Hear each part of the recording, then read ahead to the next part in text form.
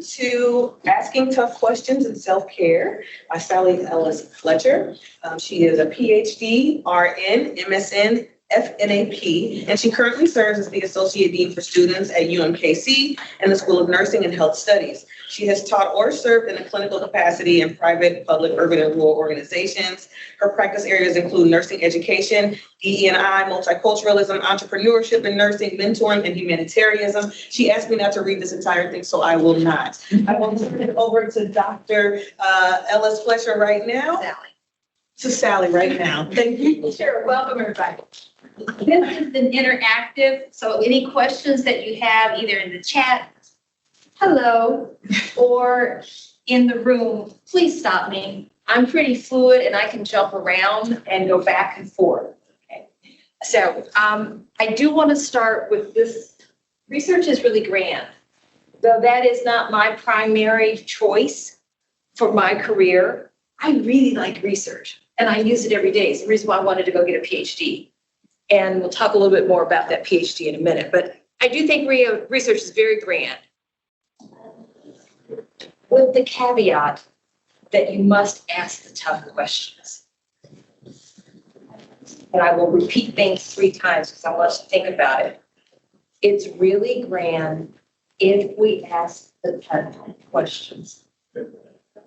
Now, some of what I'm going to talk about today will really beautifully add an additional layer to what our keynote speaker provided. And I was thinking, I was trying to be really calm and contain myself as she was talking. I'd like for you to read this title, Asking Tough Questions, period, and self-care.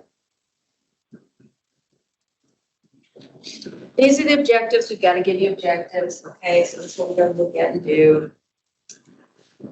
Written permission required from presenter prior to any form of reproduction, including pictures.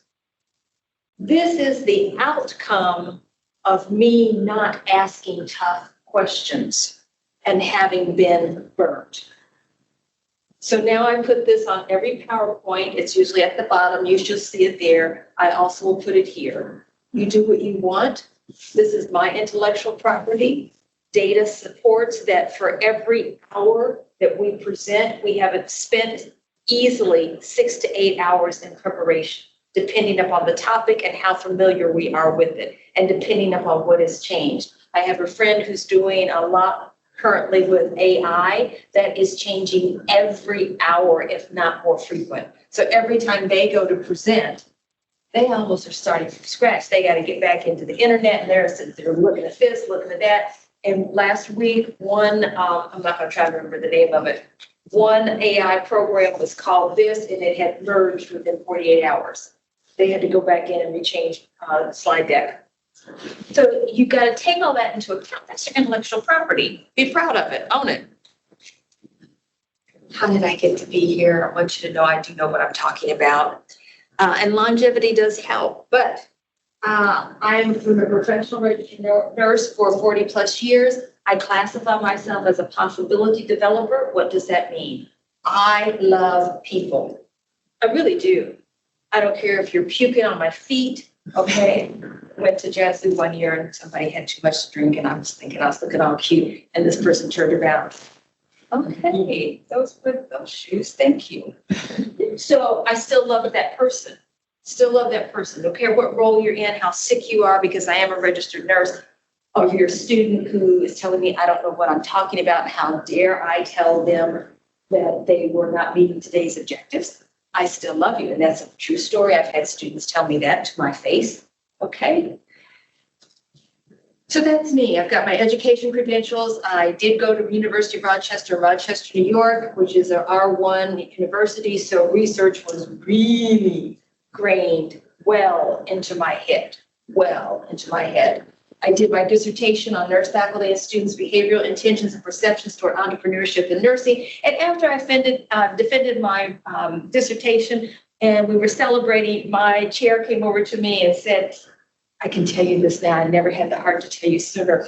You know, your pilot study that you did, if you had got just 10 more people, that would have been adequate for your dissertation.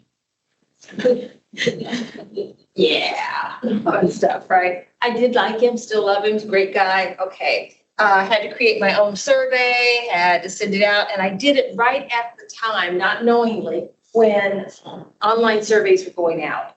So I did a survey because I didn't want to have people interacting with me because I was too new in my role. And all these people started calling and sending me emails and asking me questions like, you can't do that. Sally, is that you? You're on the East Coast now. What are you doing up there? No, I can't talk to you. This is a study. So that was that. When I came back to Kansas City, I was involved in about 27 acute care evidence-based projects and assisted with that. Got over 20 awards. I've done a bunch of specialty education of things that I enjoy doing. And I like the breadth and depth of where it takes me. So this is me, if we put it in this format. But that's a little monochromic. So that's not really me. This may be me. This may be me. But this is me, and this is sometimes what gets me in trouble. This is me, and this is what sometimes the tough questions that I ask myself that people don't always like for me to ask. Had someone recently, we were at an event and they were doing an unveiling, and I was like, oh my gosh, where's the security cameras? And I went over and said to the person who is in rank way above me, and I said, and I always give you warning. And I said, may I ask a question today? And this was their response. Oh, Sally, not today. It's the weekend. Really can't wait till Monday. I said, yeah, fine. I walked away. Oh, no, we're just teasing. No, you weren't. You were not teasing. You did not want to deal with me today and the hard questions. Okay, so I'll leave you alone. Not my own business. If something happens to the things that were just unveiled, it's on you. I tried. But so this will be, as researchers, very critical for us to ask these questions and to do the deep, hard work continuously and not get weary when they say to you, you're bringing that up again? Yes, I'm bringing it up again. I'm questioning our ethics. I'm questioning the fact that this is what our protocol said, and we're not following it. Now, not that bluntly, use more tact, but we need to be that. When I was at the University of Rochester, I was selected to serve on a search committee for a dean position. And our charge was to bring back a slate. Well, we ended up with one person. And the graduate student representing students among all other tenured faculty and people who were high administrators. I raised the question in the room, do we have a failed search? I was the only one to raise that question. Tough questions. And here's a sample of tough questions that we have been asked. And there are many, many, many, many more. But if we ask ourselves these tough questions on a continual basis, we're preparing ourselves for those moments when we are at a crossroads. Sometimes those crossroads are tiny, sometimes they're huge. And we all have them. We all are going to get them. We're all going to be faced with them. I want to talk about very briefly this last one. When was the last time you celebrated failure? When was the last time you tried to publish a study that was not successful and it was accepted? When was the last time you saw a study in a highly ranked journal? There's a lot we can learn from failure. My gosh, we need to lean into it and embrace it. It's awesome. Now, I don't wake up every morning saying, let me go see how I can fail. No. But when it happens, that's a great time to reflect. What can we do so that it doesn't happen again? We don't get that same outcome. Okay, I said this little statement. I tell you what questions I did ask. I found out after the fact that in several situations, students would be taking my PowerPoints and different slides and using them and turning them in for their paperwork. And I stumbled onto that.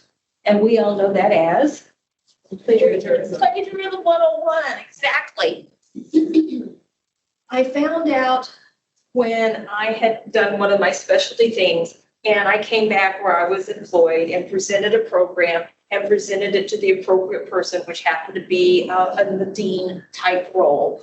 And they responded back to me, well, Sally, we're not going to do that here. I mean, I'm glad you did that. I'm glad that was something of interest to you, but we're just not going to get involved. And I said, well, the reason I got involved is because the president said this was the focus we wanted to go in that direction. Yes, but we're not going to do that here.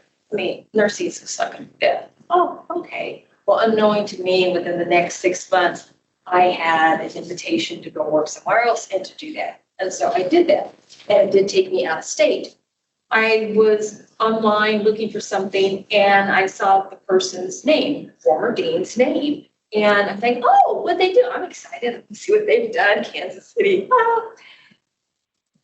It was the topic I had said I wanted to do the project on.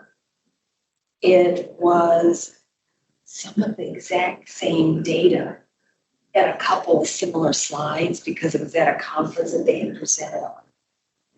Now, I can forget some things, okay, guys? I really don't remember getting permission for her to use my slides.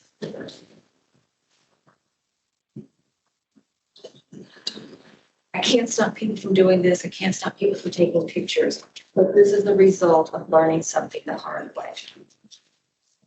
I just encourage you, protect your intellectual property. Put draft, working document, when it's a working document, and date it. Keep it in your files. Working document 01, working document 020, draft 1, draft 55. And keep that, move that file up for, all working documents, have a folder that you put stuff in, all drafts, put it in there, final copy, and put the date and time on there. That's my recommendation. Something I learned the hard way by not asking that tough question. Let's look at research. I look at research as little tiny businesses. You gotta be a business person. You've got all these different skills. You've got money from NIH. You've got money from HRSA. You've got money from your institution, private foundation, Kauffman Foundation, wherever you may be getting your funding. You better know how to have somebody on your team and then you're checking how they're responding to that money and tracking it. These are little tiny businesses and they can take on many different types and forms. Okay, you get the point I'm trying to make. But I also want to stress that it's a rough terrain. And not everybody has got your back. Sadly, in my short career, I've seen some dishonesty. Fortunately, and I've tried to look their name back up for today's presentation, and I really can't. It's too old, and it's kind of a good thing. They need to rest in peace.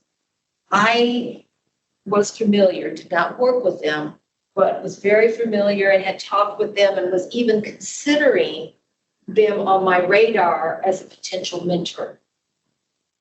And they had done a lot of work in substance abuse nationwide. They were getting money, grants right and left, and highly recognized for their intervention program that was having very high success rates, and it was looking at becoming a model.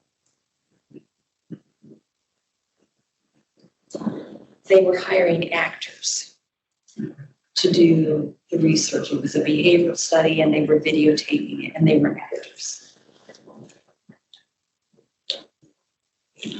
It's a rough terrain. I don't know what's going on in their mind. I don't know how desperate they felt. I don't know that. So it's important for us to be stable. And I could sit here and talk about others. I know of a colleague who said, we were in a meeting and they got a phone call. They said, oh, excuse me, I need to take this. And it was a former faculty member saying, hey, I've been working with a student who's interested in your same topic, but we've got a couple of references that we just can't find anywhere. Was this a typographical error?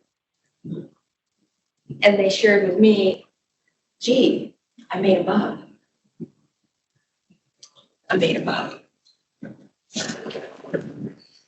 Do you think they can hear you online? I'm just wondering. Can you guys hear me? Thank you for bringing that up. Can you all hear me? If you cannot, please say something in the chat and we'll try to fix that. Thank you. No, appreciate it. changing this a little bit, just a tad bit. And some breaking news. Research, academia, the sooner we understand it is not about me and about you, the better off we are. Our egos want us to think it's about us. Why not? But it's not. If we've got money from any of the places that I've identified already, okay, if we're employed by somebody else, unless you own your own business, and then even then, you've got all these state, federal, city, and organization rules and regulations you got to play with, okay? So it's important, I think, for us to realize that it's not about us. Once we sign that contract, we need to make sure prior to signing, we've looked at the fine print and we know what it says. It's never going to be perfect. You got to decide what you can live with and what you can't. I don't like the word fit, though. That's what's in the literature. I prefer the word, is it going to be a complementary relationship? When you sign on the dotted line, you're interviewing them and they're interviewing you. It has to work both ways. But keep in mind, at the end of the day, it's a business. It's a business. Welcome, come on in. Hi. I've stressed the point, it's an organization, so I'm not going to go on that anymore. But I do want to spend some time and really stress and ask the question, how many of you really know the mission where you're working right now? Okay, obviously. Well, I don't know, share it with us. The mission statement? Yeah. I know the mission statement for research for both UMKC and School of Medicine. Okay, what is it?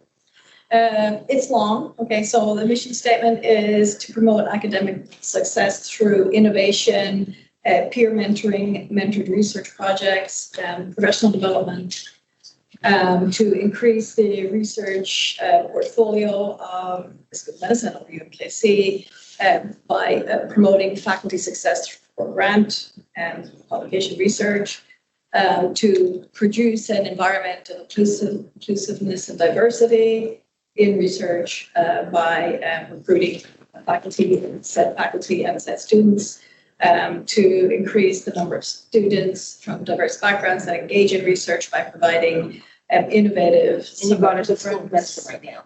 School of Medicine, yeah. I can go on. I mean, it's yeah. And this was not a plant. This was not a plant, okay? Truly, it's not. But I think, thank you for volunteering, I appreciate it. I think it's a good role model. I don't think I could have done as well. And we're from the same institution, but she's in the School of Medicine, I'm in the School of Nursing and Health Studies. Do we know where we're given, 40, 50, 60 hours a week that well? Do we know the vision? Does it align with where we're at? Do we know the strategic plan? Do we even know the CEO? Funny story. Years ago, I was doing clinical in OBGYN area at Truman Medical Center. And I don't know how many of you may remember or know of Dr. Mr. Bluford was the CEO at that time. And he had a habit of, he would just take off his name badge and he would walk around hospital, just checking things out and assessing. Well, I'm there as a faculty member, and the OB unit on the 6th floor is a very secure, closed unit. And I saw this man, and I didn't recognize him. And I said, may I help you? And he said, no. And so I thought, okay, we can watch him. I'm thinking of moms and babes, and I'm being protected, okay? And so he kind of walks around, he can't get in there, and so he gets on the elevator. Well, I wasn't going down, I was going to go to the labor and delivery side, but I get on the elevator, I want to see where this guy's going. And I get on the elevator with him, and I said, well, now you look familiar, tell me your name. Oh, no, I don't know you. I said, but you look familiar to me, who are you? And then he laughs and he tells me, well, I'm the CEO, I'm John Bluford. I said, oh, well, you don't have a name tag on. And I was about ready to call security on you. And I do think it's important to know people.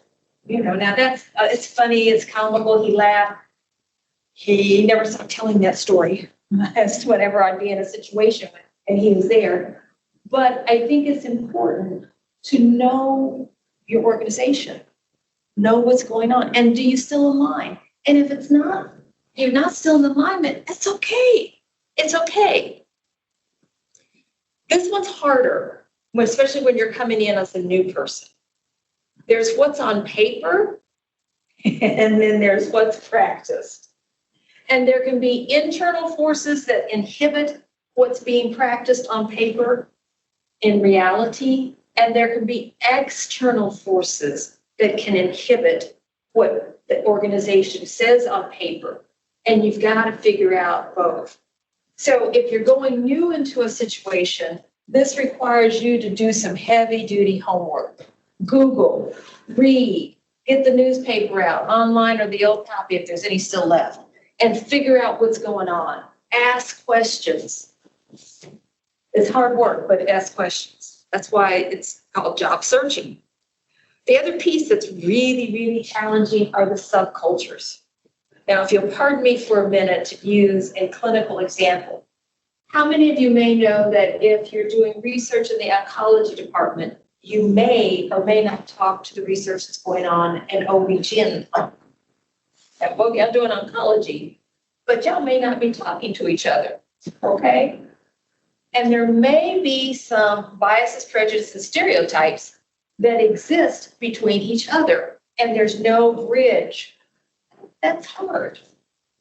Because if it's all onc, there may be some bridging there that can occur. So you need to look at the subcultures, and that's really the most challenging one and the tough questions. It's a continual process. Even though I'm really very content and very happy in the organization where I'm at and the work that I'm doing, I have to continuously assess the culture, the environment, and the organization, because organizations are living beings. It's not just build it, it's done. No, it's a living being. We have to keep looking at it. And we have to keep asking, as the literature says, fit. Do we fit in the puzzle? Are we there in that puzzle piece and able to thrive and grow? Sometimes yes, sometimes no. Sometimes it's just uncomfortable, but that doesn't mean that what's not complementary. It doesn't mean that we should bail. Discomfort may mean you're growing, and that's a good thing, at least in my value system. But this is also a full-time responsibility. It's a lot of work to do that.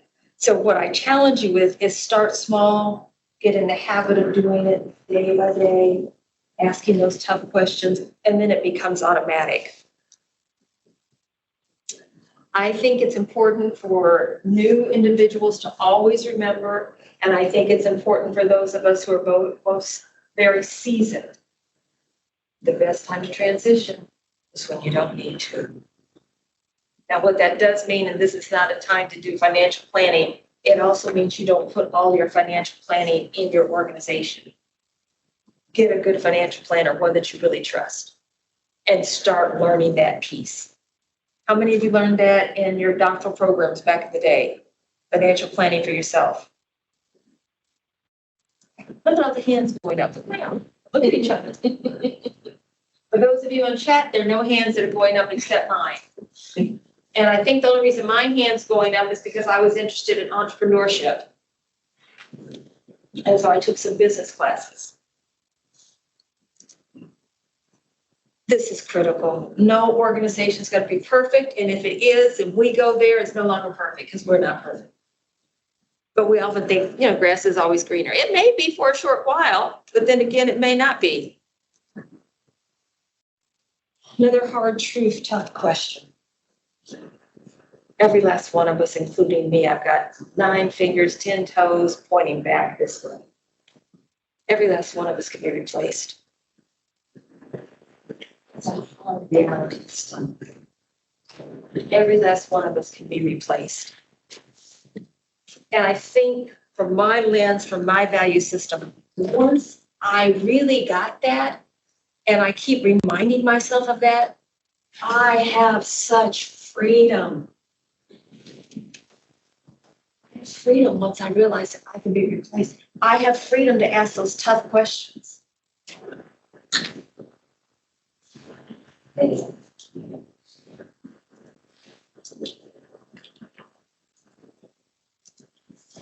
right, before we go into culture, let me stop there. Questions, thoughts, comments, things, and pearls that have hit you that you want to share with one another. Things you want to challenge me on. I'm crazy. I do say that. Nothing? Am I doing a decent job? You just pondering? I mean, I'm not getting any feedback here. What's going on? Where are you at?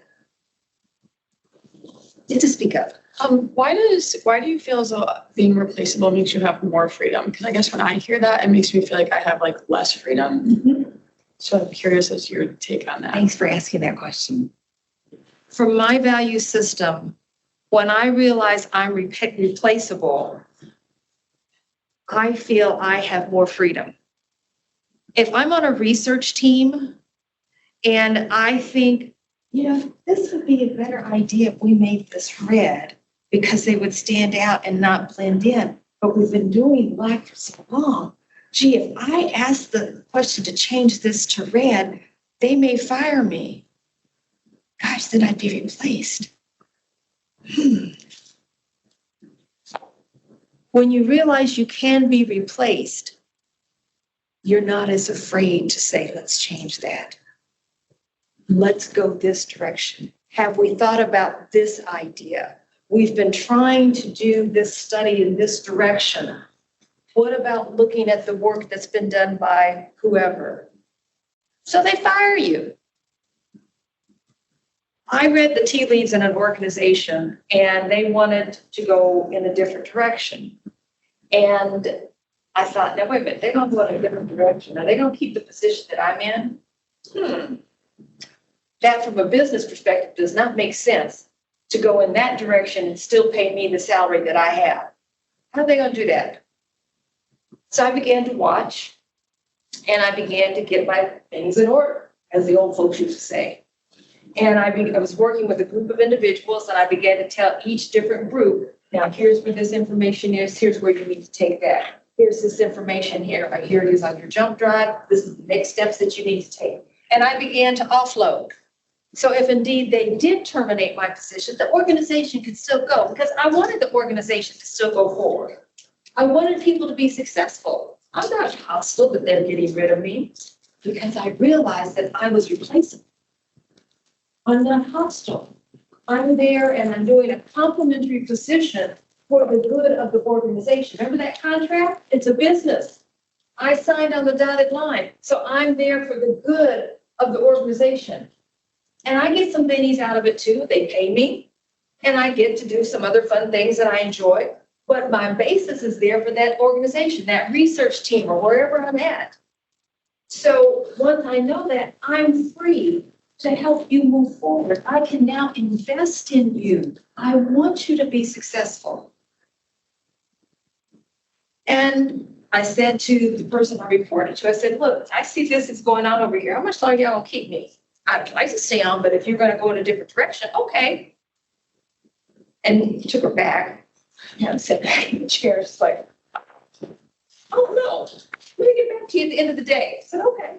She walked by my office around 1 o'clock and she's like, I could tell she had forgotten because she's busy. She went, oh yeah, I'll be back in a couple hours. I said, okay. A couple hours, she came in, shut the door, sat down, said, eliminate your position. I said, okay. I said, can I get my belongings together? How long will it take? It's normally security. When your position's been eliminated, you can take your purse and that's it. But then security comes up and they gather your stuff and you have to go back and get things from security. Okay, and that's pretty much standard in most organizations. You don't get to take your pictures. I mean, everything just stops because they want to make sure you're not going to take their intellectual property. And anything you do while on their time, even if it was your idea, it's their work. In most cases. That's why I advocate you have your own stuff that you do at home on your personal computer that you do not do at work. It's yours. You pay for that. You do it. It's yours. And I said 5 minutes. And she said, okay, I was ready to. Because I had taken things home already. I had given everything to people. I was ready. Within a month, I had started my own LLC, which I still have to this day. I had gone and gotten certified in an area that I was going to use in the LLC, a different track than what I had been doing. But some of the specialty areas of education that were of my interest, it was related to that. And so I had my own company, had called up some buds and said, hey, listen, you got any freelance work? Let me do some teaching for you. Okay, cool. Had things gig down in Florida, started doing contracts. I was free to move forward. Now, let me quickly say, when I saw what was happening, did I get upset? When I saw the TVs, yes, did I go to my friends and they're just trying to, I mean, they're going to tear. I don't want to be on the streets. What am I going to do? Yeah, I went through that. I did the ugly cry big time and I was stressed out. And then I had to get myself together and realize, hey, you're a replaceable girlfriend. Shut up. Get your act together and move on. Does that answer your question? Yeah, it does. So I'm not going to say it's not going to hurt. I'm not going to say that I won't be shocked. I will, and I'll have to regroup a bit. It does. And I'm not going to go look at my pennies. Okay, what's going on? Okay, I got an X number of months. You know, the old saying, keep at least 6 months to live off of in your bank account. You may need it. So that's what it means. Any other questions? Thank you. Any other questions? I hope that's helpful. I think some of it depends also on the position you have, because, you know, in a university as a researcher, you can be tenure track or not tenure. And if you're tenure track, it's actually difficult. It takes 3 years for them to say, we don't need you anymore. So it's not as immediate as You hope it's going to take 2 years. unless you do something egregious, right? Yeah, it takes 3 years, right? To Hopefully it will take 2 years, or unless they say, we no longer have finances to support. I've been in that situation where that was one of the threats. And the university, the situation I was at, they really didn't have the money. And they were about ready to close down. That's, again, I'm looking at life from my lens, from my lived experience, and that you can take this and embrace it or not. But those are options. You never know when that's going to happen. But you're 100% accurate. In most university settings, there is that time frame. And rarely does that happen when they're going to just say hasta la vista overnight. But you and I both know it can't happen.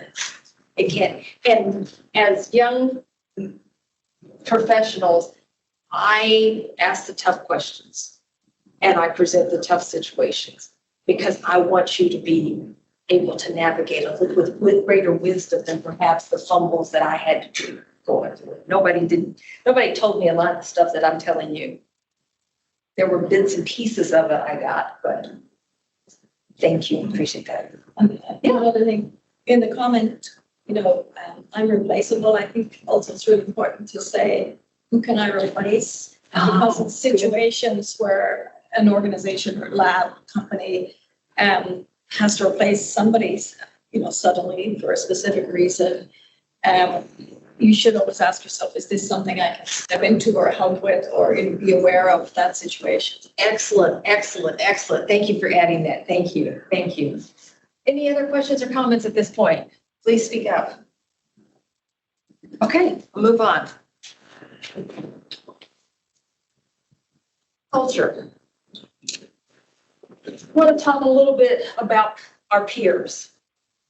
The unprofessional person's going to be there, okay? They're not a bully, they're just unprofessional. And hopefully it's not a sign of the culture or the subculture. Hopefully it's not. It may be. It could be. But then there's bullying. And I've experienced bullying my entire life in one form or another. I don't know if anybody else has. Anybody else have been bullied? Everybody owns it. Some people say they haven't, but I know I have.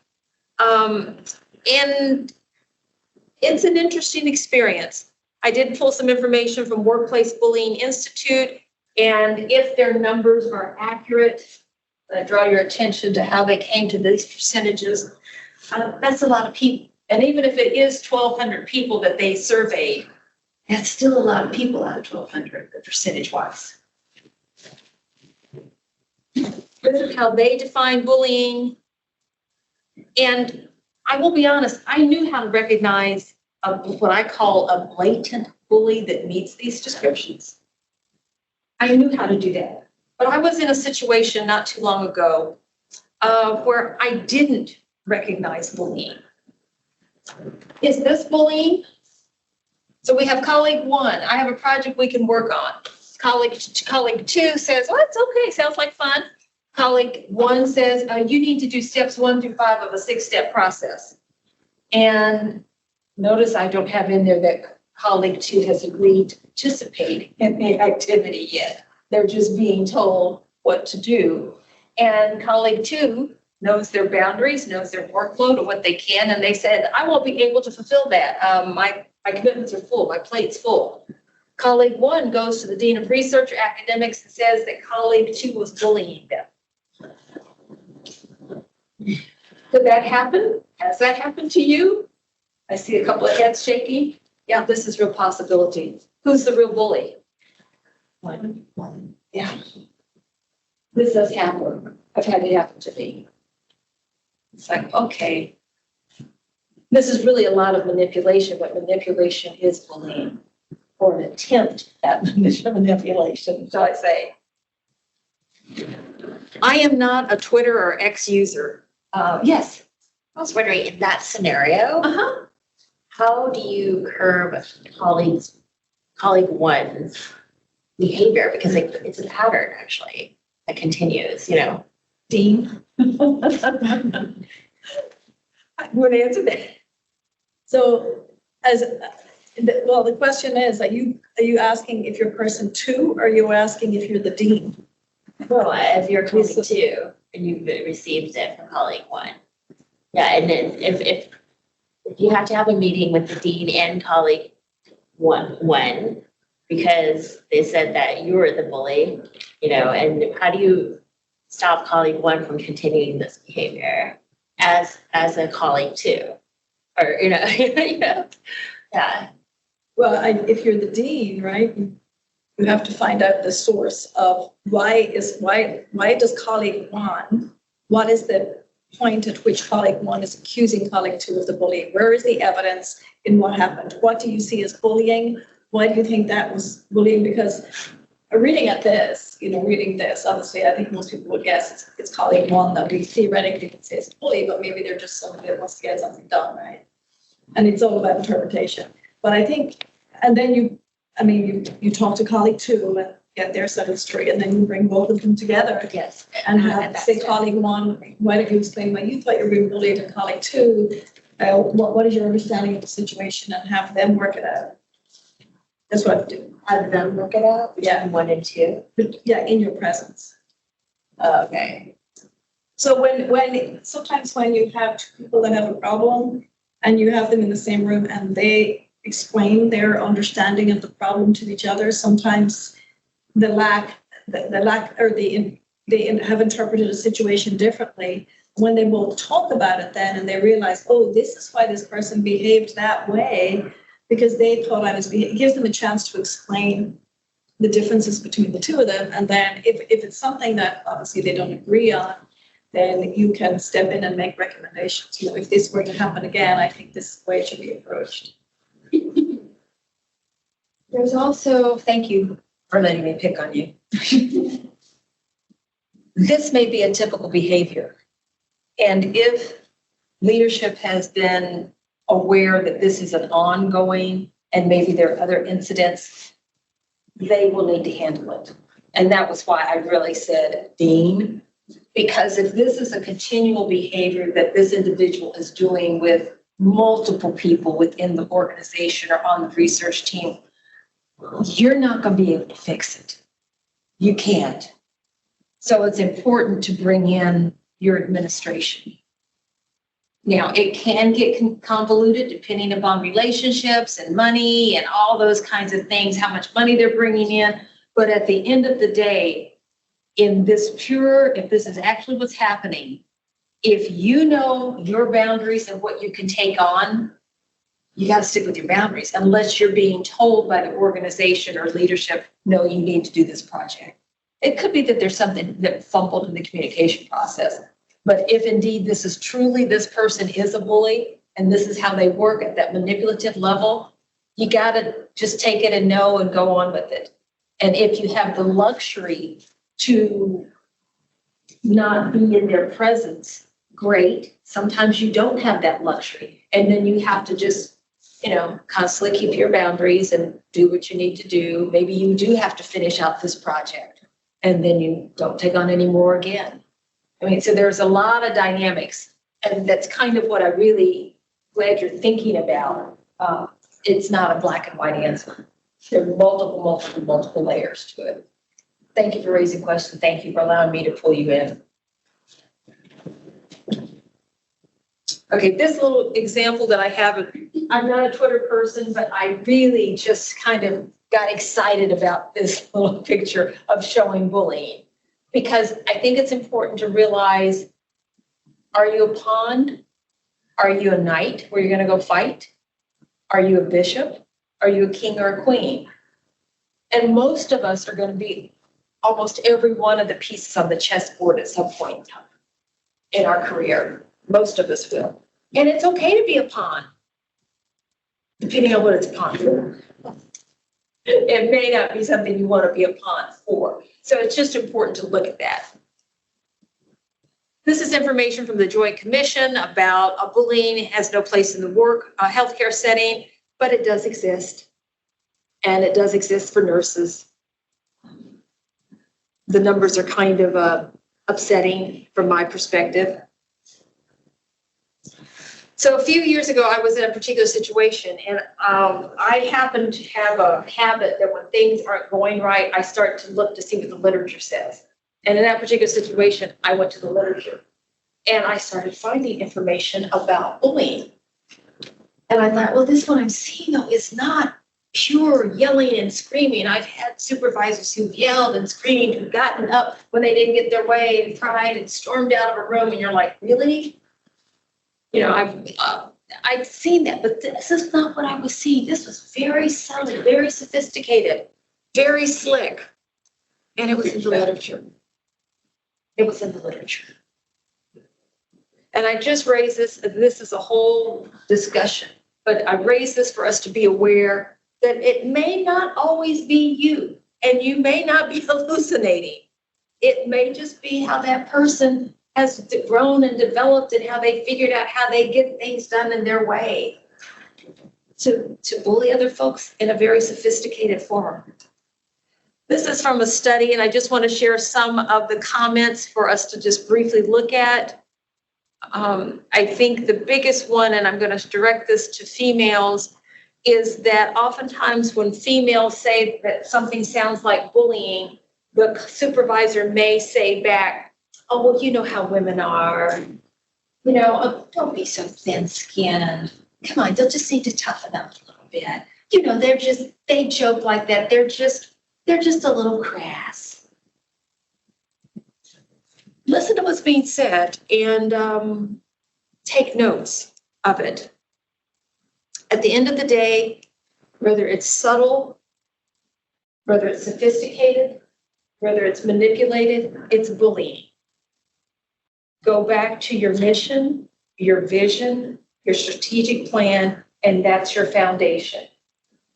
One of the reasons why I chose to make a partnership with the academic unit that I work with is because of our 6 core values. First one is respect, right out of the bat. And we have this beautiful, when I said they, this is when I came to interview, beautiful chart of the core values and its definition. Health, diversity, inclusion. Blanket, isn't that terrible? I used to rattle them all off. But it's there. And there have been times when I've gone to people and I have said to people who were senior researchers, they did something public and belittled someone. And I was really just crushed because it's one of the sweetest people in our department.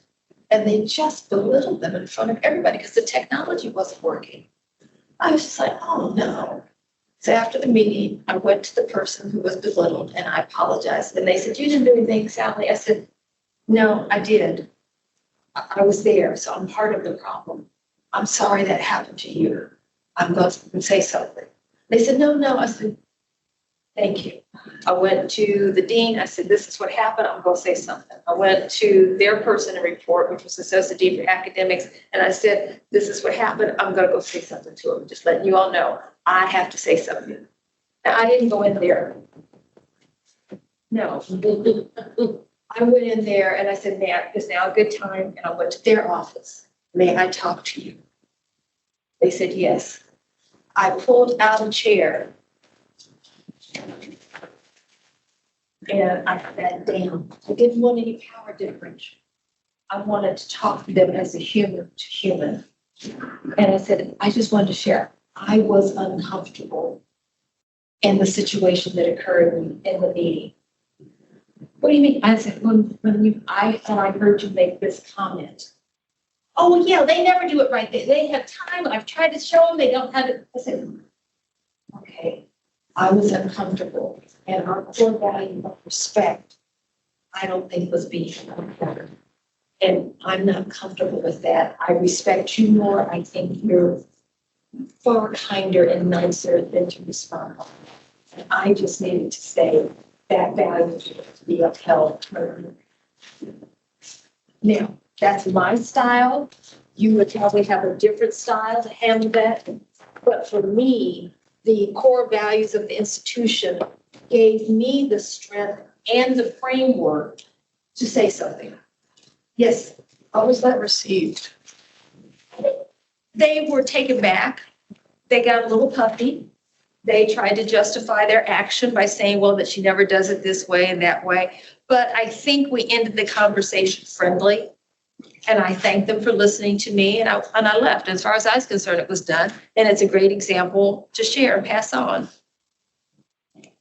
Again, you've got to feel comfortable in your skin to do that. And 15 years ago, no. 10 years ago, I probably wouldn't have done that. And as smooth perhaps as I did it, no. That's years of learning and horrible mistakes and fumbles. I would have gone in before. How dare you insult that person in that meeting like that? We're in a situation a couple of weeks ago, and I was just really upset. And we were trying to figure out the administrative team, how we were going to handle it. And I'm sorry, it wasn't me that said it, but somebody said, let me talk to them because I want to know what's going on with them. That's normally not how they respond. I wish I had said that, but I didn't. So we've kind of addressed this already. I'll just kind of close it, and you'll hopefully see that this is from, what is the movie, The Gambler? Know when to hold up, know when to fold up, know when to walk away. Yeah. And I've given you some examples of that already. Demands on our health, your health. What's the state of your health? We all have to be innovative. We've got to do it, no matter what our roles are called to be. Whether we're the researcher, we're the teacher, we're the community person, we're the leadership person. We have to continuously be innovative, and that innovation pulls at us. It's a huge demand at every level: the university, the community, the service, the teaching, the student needs. And our students have so many different demands. And let's get real. We're all still worldwide trying to heal from the pandemic. And we haven't done a good job of it. We're brushing it under the carpet to get the economy going and move on forward. We're still hurting from that. We're still hurting. And in the midst of that, I've made reference to it already earlier, we're supposed to do things in a high ethical standard and never fumble, never fail. This is a study that is qualitative metasynthesis that looked at the impact of working in academia on researchers. And one of the reasons I pulled this one is because it does have a global influence, because the population they looked at was from UK, US, and Australia. We're in a global world, so it's important to look at that. And If you want to take a picture of this, you're welcome to take a picture of this because I think it's a good one in their article. And they were looking at researchers' experiences of working in academia and the effect these experiences have on their mental health and well-being. And out of the articles that they looked at, it was 26 that met their criteria that they finally pulled together. Again, a small synthesis, but these were the 7 common themes that came up. At the end of the day, basically, we're talking about, are we caring for ourselves? Are we caring for ourselves? Another one that I wanted to bring to your attention, again, looked at faculty, staff, and students, and I liked it because it brought in all 3 areas. Very, very quickly, as new PhD, if you're in an academic setting, not all academic programs will have prepared you to actually teach. And definitely not teach when you're in one of those settings where it's confrontational with students or students put on your evaluations. And the literature supports this, that sometimes students put all kinds of expletives that are not nice. They do that. Literature also provides us with some guidance as to perhaps how to lessen that so that we're doing evaluations throughout the semester and bringing students in. One of the reasons that I stopped several points and said, okay, where you're at, there's nothing worse than thinking you were on target and you were way off, groups way over there. So doing the evaluation touch point continuously. And this is another whole discussion we'd have to do at another point in time, but I'll just say briefly, do the hard discussions. If you're seasoned or get somebody in there, do it as a group. I am aware that I come across, and I have since a child, with a very firm voice. I think it comes from the family, a household of 4 adults and 2 siblings older, and everybody is out loud, okay, kind of mouthy. So to be heard as the youngest, I, get up there. But it's important to know, remember I said to you, I had students say to me in my face, no, I don't need to do what you told us we had to do, or no, you're wrong, we're going to do it this way. It's important to know what are all the possibilities. If you're quiet and very soft-spoken, people may think that you really don't have anything to say. And that maybe is not the case at all. They just may be very soft. They may even they think you're mousy. Or they think I'm loud and obnoxious. And the favorite word that people like to use with me is I'm intimidating. She's just so intimidating. But that can also be a code word for, oh, she's a Black female. Or that they're this, or they're this category, or they're that category, or well, you know how he is. He's got short man syndrome, or he's got this, well, he's that. They put all these different stereotypes on us. So one of the things that's really critical, I believe, that if you're teaching, that you get in an environment where everybody can talk freely, that these are the issues, and how are they coming across. And if you're team teaching, that you come together as a team and strategize.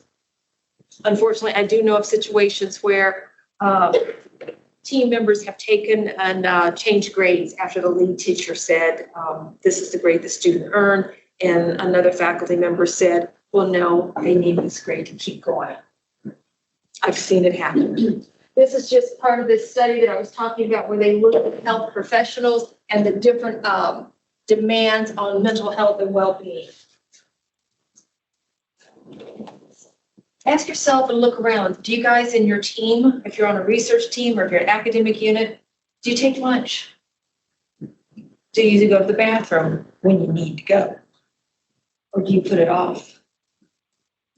When was the last time you all played together? By the end of academic season 22-23, I felt like I'd gone through a ringer. I was whipped. And I had to just shut everything off and just get by myself for a bit. And I realized I had not been having any kind of fun. And I thought, okay, going into 23-24, that's going to be my word for the year. And I told everybody, I'm going to have fun. And then I told the direct report person to me, I said, you know what? That's going to be our theme for this year. We're going to have fun in 23-24. They said, okay. So we started out, I think I went out and spent maybe $15 and bought the cheese flags one morning. And I always have a story. Nothing ever goes like it's supposed to. But I got them, and so I'm telling the story. We got the cheese flags and all that fun stuff. And that act has grown that our entire team has now taken on me saying we were going to do something fun for the school, that they're now planning something fun. It also started, we have a whiteboard in our hallway, very spontaneously. When I said it to the person who reports to me directly, they independently, a couple of weeks, whatever later, started drawing stuff on the whiteboard. It was fall, they started drawing some leaves. And then another staff member started drawing stuff. Me, who is not a drawer, did my little stick stuff. And we've been doing that all year. And one of the things that has happened with both of those scenarios, I have learned more about the indirects and the direct, who I thought I knew, talents, creativity, insights, wisdom. It has created freedom where I think people are more comfortable to share their ideas. Some of the ideas that have been shared, I knew weren't going to work, but wasn't going to cause any harm. So I said, okay, let's do it. Did we fumble? Yeah, we did. Was anybody hurt? No.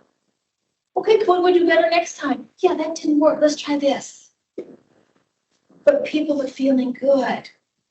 Now, I'm not going to say we're all going to stay there for the next 10, 20, 15 years, but we're feeling good and we're bonding together at this moment in time and more productive. Because remember that contract?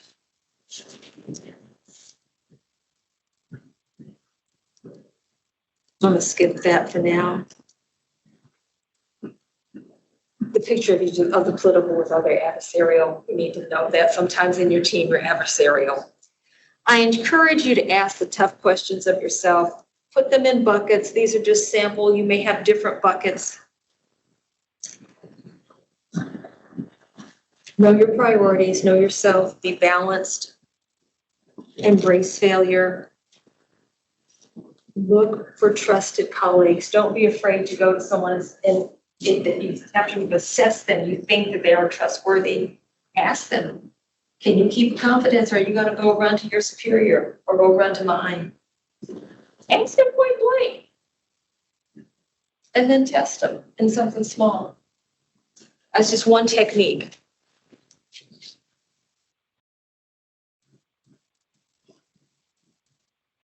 I'm not going to play this video, but this is just to remind you this is where it comes from.